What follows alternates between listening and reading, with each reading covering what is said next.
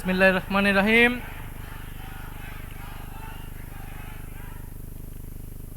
বাংলাদেশ জামাতে ইসলামী জাতীয় নাগরিক পার্টি সহ 10 দলীয় নির্বাচনী ঐক্যের জাতীয় নেতৃবৃন্দ যারা উপস্থিত রয়েছেন,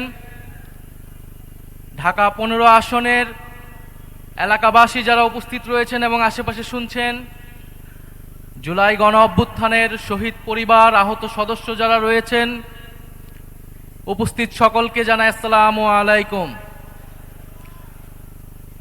আজকের এই জনসমাবেশের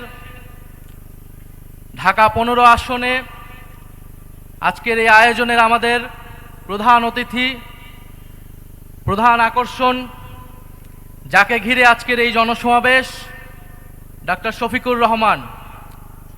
উনি বাংলাদেশ জামাতে ইসলামের সংগ্রামী আমির।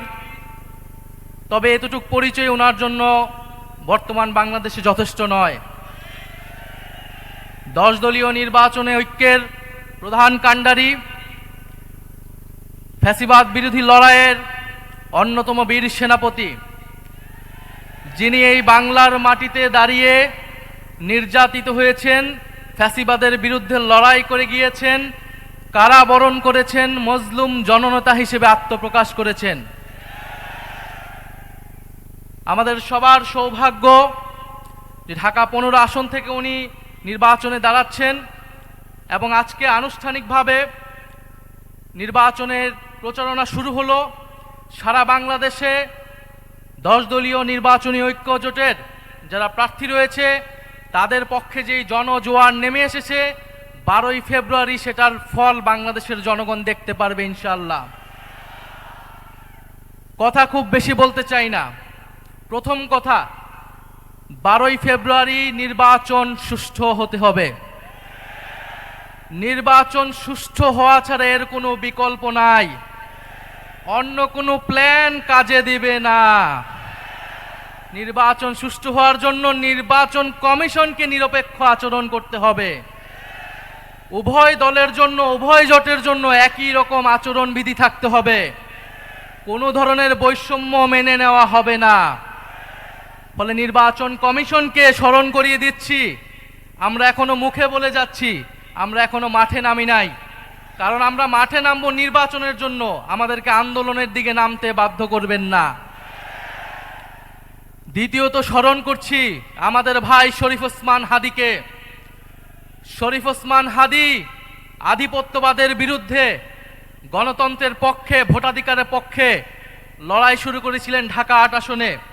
আজকে পুরো সমগ্র বাংলাদেশে এই লড়াই ছড়িয়ে গেছে। ইনসাফের লড়াই, আজাদির লড়াই, সার্বভৌমত্বের লড়াই। আমরা মনে করি আমাদের জাতীয় লড়াই শেষ হয়ে যায় নাই। বাংলাদেশের বিরুদ্ধে চক্রান্ত চলমান। আধিপত্যবাদী শক্তি, ফ্যাসিস্ট শক্তি এখনো দিল্লিতে বসে কথা বলতে পারছে, নানান ষড়যন্ত্র করতে পারছে। ফলে আমাদের এই জাতীয় লড়াই আধিপত্যবাদের বিরুদ্ধে, ফ্যাসিবাদের বিরুদ্ধে এবং দেশের ভিতরে আমাদের দুর্নীতি এবং চাঁদাবাজ এবং বৈষম্যের বিরুদ্ধে লড়াই, এই উভয় লড়াই আমাদেরকে একসাথে চালিয়ে যেতে হবে। প্রিয় সংগ্রামী বন্ধুগণ, আমরা গণ অভ্যুত্থানের পরে যে আশা আকাঙ্ক্ষা নিয়ে রাজনীতি শুরু করেছিলাম, নতুন বাংলাদেশ গড়ে তোলার কাজ শুরু করেছিলাম, আমরা অনেকাংশে সেটা ব্যর্থ হয়েছি। আমাদের অনেক অসমাপ্ত কাজ রয়ে গিয়েছে। ইনশাল্লাহ এবারের নির্বাচনে 10 দলীয় নির্বাচনী ঐক্য বিপুল ভোটে জয়লাভ করে আমরা সেই অসমাপ্ত কাজ সম্পন্ন করব সবাই ঐক্যবদ্ধভাবে।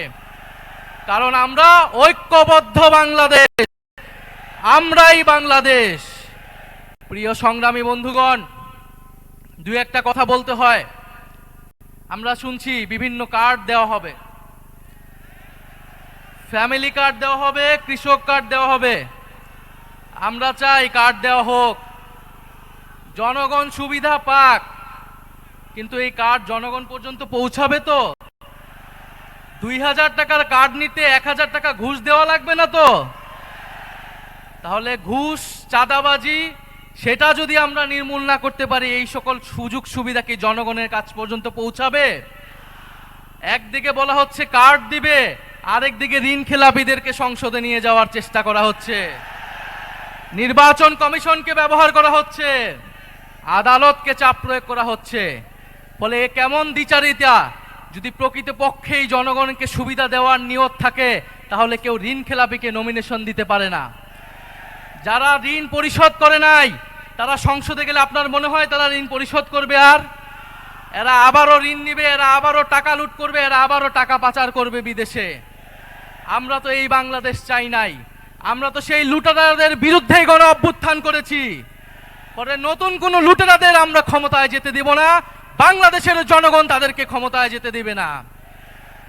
সংগ্রামী বন্ধুগণ, বলা হচ্ছে বস্তিবাসীকে ফ্ল্যাট দেওয়া হবে।